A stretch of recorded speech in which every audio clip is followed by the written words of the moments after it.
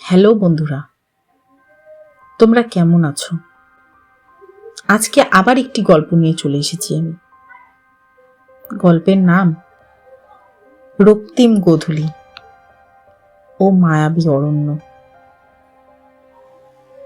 অর্ণব পেশায় একজন সাংবাদিক, ইনভেস্টিগেটিভ ডকুফিল্ম মেকার।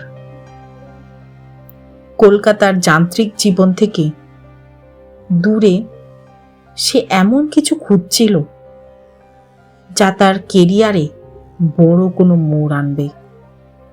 তখনই সে খবর পায় উড়িষ্যা এবং ছত্তিশগড় সীমান্তের এক দুর্গম অরণ্যের ভেতরে থাকা মহাকালীগড় সম্পর্কে।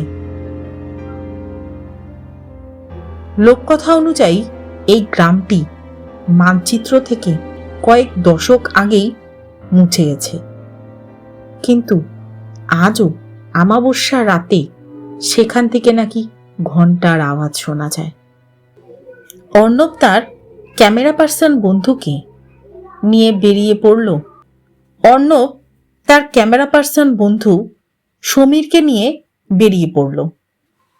গ্রামের একদম শেষ সীমানায় পৌঁছে যখন তারা জঙ্গলে ঢুকল, তখন সূর্য ডুবেছে। আকাশটা যেন রক্তের মতো লাল হয়ে আছে। সমীর বলল, অর্ণব, পরিবেশটা কিন্তু সুবিধার লাগছে না। স্থানীয়রা কেন বারবার বারণ করছিল এখন বুঝতে পারছি। জঙ্গলে ঢোকার কিছুক্ষণ পর তারা খেয়াল করল কম্পাস কাজ করছে না। ঘড়ির কাঁটাগুলো খুব দ্রুত দৌড়াচ্ছে। হঠাৎ বনের নিস্তব্ধতা ভেঙে একটা মিষ্টি সুর ভেসে এলো। কোনো এক নারী যেন গুনগুন করে গান করছে। অর্ণব ক্যামেরা অন করলো, কিন্তু লেন্সের ভেতর সে যা দেখল তার রক্ত হিম করে দেওয়ার জন্য যথেষ্ট ছিল। খালি চোখের সামনে শুধু কুয়াশা, কিন্তু ক্যামেরার স্ক্রিনে দেখা যাচ্ছে একদল মানুষ আগুনের চারপাশে নাচছে। তাদের শরীর থেকে মাংস খসে পড়ছে। ভয়ে সমীর চিৎকার করে উঠল। অমনি গান বন্ধ হয়ে গেল। জঙ্গলটা যেন মুহূর্তেই আরো ঘন আর অন্ধকার হয়ে গেল। তারা বুঝতে পারল তারা পথ হারিয়ে ফেলেছে। ঘণ্টাখানেক ছোটাছুটি করার পর হঠাৎ তাদের সামনে বিশাল এক অট্টালিকা ভেসে উঠল। লোহার বড় ফটক, তার উপরে পাথরের খোদাই করা ভয়ঙ্কর সব মূর্তি। এটাই সেই মহাকালীগড় রাজবাড়ি। সমীর বলল, ভেতরে যাব না। অর্ণব, বাইরেই কোথাও রাত কাটিয়ে দিই। সমীর বলল, ভেতরে যাব না অর্ণব, বাইরেই কোথাও রাতটা কাটিয়ে দিই। কিন্তু হঠাৎ ঝমঝমিয়ে বৃষ্টি শুরু হওয়ায় তারা বাধ্য হয়েই রাজবাড়ির বারান্দায় আশ্রয় নিল। অন্দরমহল থেকে পচা মাংসের গন্ধ আসছিল। অর্ণব টর্চ জ্বালিয়ে ভেতরে ঢুকল। বিশাল হলঘর, দেওয়ালে টাঙানো রাজবংশের পূর্বপুরুষের ছবি। অদ্ভুত ব্যাপার হলো প্রতিটা ছবির চোখ যেন তাদের দিকেই তাকিয়ে আছে। রাজবাড়ির দোতলায় একটা বড় ঘরে তারা একটা অদ্ভুত আয়না দেখতে পেল। আয়নাটা পুরো ঘরের দেওয়ালে বসানো। অর্ণব যখন আয়নার সামনে দাঁড়ালো, সে দেখল আয়নার ভেতরে তার পেছনে এক দীর্ঘকায় ছায়া দাঁড়িয়ে আছে, অথচ বাস্তবে তার পেছনে সমীর ছাড়ার কেউ নেই। হঠাৎ সমীর উধাও হয়ে গেল। অর্ণব চিৎকার করে ডাকতে লাগলো, সমীর, সমীর। সমীরের কোনো সাড়া নেই। তখনই ঘরটা কাঁপতে শুরু করলো। অর্ণব দেখল দেওয়ালের ঘড়িটা স্থির হয়ে গেছে। আয়নার ভেতর থেকে সমীরের হাত দেখা যাচ্ছে। সে যেন ওপার থেকে ধাক্কা দিচ্ছে। অর্ণব বুঝতে পারল সে আর বর্তমানে নেই। এই রাজবাড়িটি আসলে সময়ের একটি ফাঁদ, যা মানুষকে তার ভেতর বন্দি করে নেয়। অর্ণব যখন রাজবাড়ির লাইব্রেরি খুঁজে পেল, সেখানে একটা পুরনো চর্মপত্রে লেখা ডায়েরি দেখল। সেখান থেকে জানা গেল এই রাজবংশের শেষ রাজা অমরেন্দ্র প্রতাপ সিং অমর হওয়ার লোভে এই পুরো জনপদকে বলিদানে উৎসর্গ করেছিলেন। তিনি বিশ্বাস করতেন মানুষের ভয় আর আর্তনাদ থেকে যে শক্তি জন্মায় তা দিয়ে মৃত্যুকে জয় করা সম্ভব। সেই অভিশাপেই আজও মহাকালীগড় বেঁচে আছে এক সমান্তরাল জগতে। হঠাৎ লাইব্রেরির কোণ থেকে খসখসে শব্দ শোনা গেল।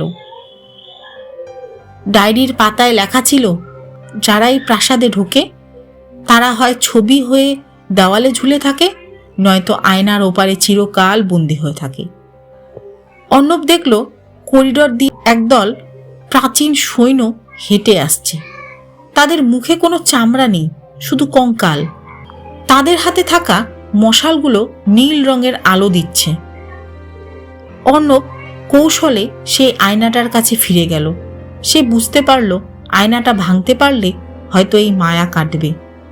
সে তার ভারী ট্রাইপড দিয়ে আয়নাতে আঘাত করল, কিন্তু আয়না ভাঙল না, বরং এক অদৃশ্য শক্তি তাকে দূরে ছিটকে দিল। তখনই সে দেখল মেঝেতে সমীরের ক্যামেরাটা পড়ে আছে। ক্যামেরার ভিডিও মোড অন করে সে আয়নার দিকে তাকালো। ভিডিও স্ক্রিনে সে দেখতে পেল আয়নার এক কোণে একটা ছোট ছিদ্র বা পোর্টাল।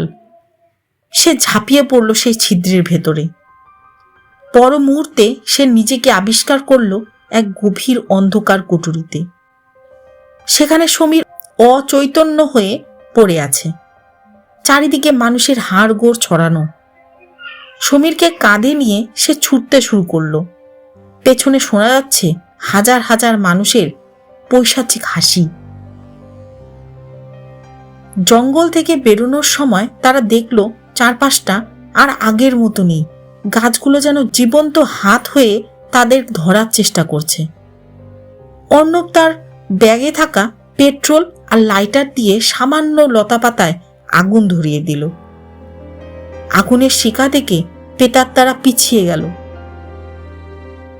ভোর হওয়ার ঠিক আগে আগে তারা জঙ্গলের সীমানায় পৌঁছালো, কিন্তু পেছনে তাকিয়ে তারা যা দেখল তাদের তাদের প্রাণ পাখি উড়ে যাওয়ার উপক্রম হলো।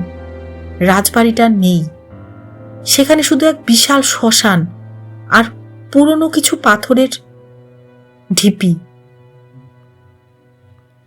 কলকাতায় ফিরে আসার পর 1 মাস কেটে গেছে। সমীর সেই রাতের পর থেকে কথা বলা বন্ধ করে দিয়েছে। সে শুধু সারাদিন ঘরের কোণে বসে থাকে আর দেওয়ালে আঁচড় কাটে। একদিন অর্ণব তার ক্যামেরার ফুটেজগুলি চেক করছিল। সে দেখল সে অভিশপ্ত অরণ্যে তোলা শেষ ভিডিও ক্লিপটিতে সে একা ছিল না। তার ছায়াটি তার থেকে আলাদা হয়ে হেঁটে বেড়াচ্ছে। হঠাৎ অর্ণবের ঘরের আয়নাটা ঝনঝন করে ভেঙে গেল। ভাঙা কাচের টুকরোয় অর্ণব নিজের প্রতিবিম্ব দেখতে পেল না, বদলে দেখল মহাকালীগড় রাজবাড়ির সেই রাজা অমরেন্দ্র প্রতাপ তার দিকে তাকিয়ে হাসছেন। অর্ণব বুঝতে পারল জঙ্গল থেকে তারা ফেরেনি, ফিরেছে অন্য কেউ। আসল অর্ণব হয়তো আজও সেই ভাঙা রাজবাড়ির দেওয়ালে ছবি হয়ে ঝুলে আছে। কলকাতা শহরে অর্ণবের ফ্ল্যাটে এখন সারাদিন জানালার পর্দা টানা থাকে। সমীর পাশের ঘরে পাথর হয়ে বসে থাকে, কিন্তু অর্ণব লক্ষ্য করেছে মাঝরাতে সমীরের ঘর থেকে ফিসফিসানি ভেসে আসে। একদিন রাতে অর্ণব সাহস করে সমীরের ঘরের দরজায় চোখ রাখল। সে দেখল সমীর আয়নার সামনে দাঁড়িয়ে নেই, বরং আয়নার ভেতর থেকে সমীরের মতো দেখতে কেউ একজন বেরিয়ে এসে আসল সমীরের কানে কিছু বলছে। সমীরের গায়ের চামড়া ফ্যাকাশে হয়ে নীলচে হয়ে গেছে, আর তার নখগুলো অস্বাভাবিক লম্বা। অরণ্য থেকে অর্ণব যে ডায়েরিটি এনেছিল সেটি সে আবার পড়তে শুরু করলো। ডায়েরির একেবারে শেষ পাতায়, যা আগে অদৃশ্য ছিল, এখন রক্তবর্ণের অক্ষরে কিছু লেখা ভেসে উঠেছে। যাকে তুমি শরীর ভেবে ফিরিয়ে এনেছ সে কেবল একটা শূন্য পাত্র। তার আত্মা মহাকালীগড়ের বলি বেদিতেই রয়ে গেছে। যদি পূর্ণিমার আগে তাকে ফিরিয়ে না দেওয়া হয় তবে তবে এই ছায়ামানব তোমার শহরের প্রতিটি ঘরে প্রবেশ করবে। অর্ণব বুঝতে পারল সে শুধু নিজেকে বাঁচিয়ে আনেনি, বরং এক মরণব্যাধি ও অভিশাপকে শহরে বয়ে এনেছে। ওই ছায়াগুলো মানুষের শরীর দখল করতে শুরু করবে। পরদিন সকালে খবরের কাগজে অর্ণব এক অদ্ভুত খবর দেখল। শহরের এক নামী হাসপাতালে গত রাতে 7 জন রোগী রহস্যজনকভাবে মারা গেছে। তাদের প্রত্যেকের রক্ত শুকিয়ে গেছে এবং চোখের মণি উধাও। অর্ণব জানে এটা সমীরের কাজ নয়, এটা সেই রাজা অমরেন্দ্র প্রতাপের অতৃপ্ত আত্মার ক্ষুধা। রাজবাড়িটি আর জঙ্গলে সীমাবদ্ধ নেই, এটি এখন অর্ণবের মাধ্যম দিয়ে এই শহরে নিজের জাল বিস্তার করছে। অর্ণব সিদ্ধান্ত নিল তাকে আবার সেই জঙ্গলে ফিরতে হবে। কিন্তু এবার সে একা নয়। সমীরকে সে ছেকল দিয়ে বেঁধে গাড়ির পিছনে তুলল। সমীর তখন মানুষের ভাষায় কথা বলছে না, বরং এক হিংস্র জানোয়ারের মতো গর্জন করছে।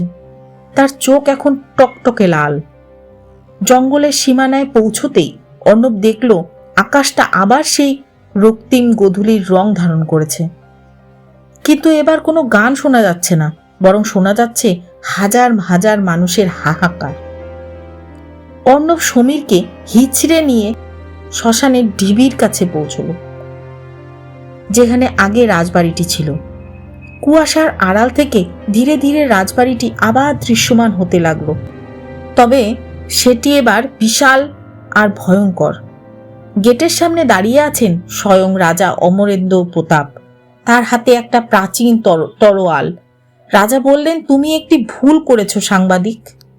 তুমি ভেবেছিলে তুমি পালিয়েছ, আসলে আমি তোমাকে পাঠিয়েছিলাম আমার পরবর্তী শিকারের টোপ হিসাবে। এই শহর এখন আমার নতুন সাম্রাজ্য হবে। অর্ণব দেখল সমীরের শরীর থেকে সে ছায়াটি বেরিয়ে রাজার পায়ের কাছে বসল। আসল সমীর যন্ত্রণায় কাতরাচ্ছে। অর্ণব বুঝতে পারল এই চক্র ভাঙতে হলে তাকে নিজেকেই উৎসর্গ করতে হবে। সে পকেট থেকে একটি প্রাচীন কবচ বের করলো, যা সেই ডায়েরির ভেতরে লুকিয়ে রাখা অবস্থায় পেয়েছিল। ওটা ছিল রাজার কুলদেবীর বিসর্জনের চিহ্ন। অর্ণব সেই কবচটি রাজার দিকে ছুঁড়ে মারল এবং নিজের হাতের কবজি চিরে রক্ত উৎসর্গ করল ওই বেদিতে। সে চিৎকার করে বলল, রক্তের বদলে রক্ত, মুক্তি দাও এই আত্মাকে। এক প্রচন্ড আলোর ঝলকানিতে পুরো জঙ্গলটা কেঁপে উঠল। রাজবাড়িটি যেন তাসের ঘরের মতো ভেঙে পড়তে লাগলো। অর্ণব অনুভব করলো তার শরীরটা হালকা হয়ে যাচ্ছে।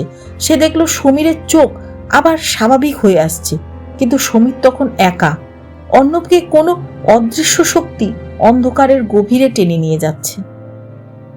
পরদিন সকালে গ্রামবাসীরা সমীরকে জঙ্গলের ধারে খুঁজে পায়। সমীর এখন সুস্থ, কিন্তু তার স্মৃতি থেকে ওই কয়েকদিনের সব ঘটনা মুছে গেছে। সে শুধু জানে অর্ণব নিখোঁজ। শহরের সেই ফ্ল্যাটে অর্ণবের ক্যামেরাটা আজও রাখা আছে। পুলিশ যখন তদন্তে যায় তারা দেখে ক্যামেরার লেন্সটা ভাঙা, কিন্তু যখনই কেউ সেই লেন্সের দিকে তাকায় তারা নিজেদের প্রতিবিম্বের বদলে দেখতে পায় এক প্রাচীন রাজবাড়ির অন্দরমহল, যেখানে অর্ণব এক হাতে ক্যামেরা আর অন্য হাতে একটা মশাল নিয়ে চিরকাল অরণ্যের গোলকধাঁধায় ঘুরে বেড়াচ্ছে। আর পর্দার আড়াল থেকে সেই রাজা অমরেন্দ্র প্রতাপ পরবর্তী শিকারের অপেক্ষায় তাকিয়ে আছে।